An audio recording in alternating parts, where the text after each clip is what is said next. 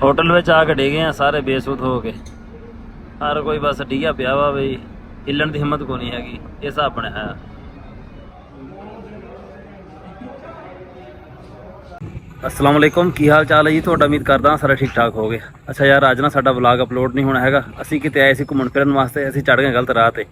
ਗਲਤ ਰਾਹ ਇੱਦਾਂ ਚੜ੍ਹੇ ਸਾਨੂੰ ਨਾ ਹਜੇ ਘਰ ਪਹੁੰਚਣ ਨੂੰ ਸ਼ਾਇਦ ਨਾ ਨੈਕਸਟ ਡੇ ਚੜ੍ਹ ਜਾਵੇ ਵੀ 12 ਵਜਣ ਰਾਤ ਦੇ, ਪਰ ਉਮੀਦ ਆ ਉਸ ਤੋਂ ਪਹਿਲਾਂ ਪਹੁੰਚ ਜਾਵਾਂਗੇ। 3-4 ਘੰਟੇ ਸਾਨੂੰ ਹਜੇ ਲੱਗਣੇ ਆ। 8 ਵਜ ਗਏ ਇਸ ਟਾਈਮ। ਮੇਰੇ ਨਾਲ ਮੇਰੇ ਕਜ਼ਨ ਵੀ ਆ ਤੇ 3-4 ਮੁੰਡੇ ਹੋਰ ਵੀ ਆ। ਅਸੀਂ ਸਾਰੇ ਜਣੇ ਹੈਗੇ ਆ। ਪਰ ਅੱਜ ਜਿਹੜੀ ਖਜਾਲਤ ਹੋਈ ਆ ਨਾ, ਉਹਦੀ ਵਜ੍ਹਾ ਤੋਂ ਸਾਨੂੰ ਇੱਕ ਥਕਾਵਟ ਬੜੀ ਹੋਈ ਪਈ ਆ। ਉੱਕਾ ਜਿਸਮ ਟੁੱਟਿਆ ਪਿਆ ਬੜਾ। ਅਸੀਂ ਸਫ਼ਰ ਕੀਤਾ ਤੁਰ ਕੇ, ਸਿਰਫ ਗਲਤ ਰਾਹ ਹੋਣ ਦੀ ਵਜ੍ਹਾ ਤੋਂ।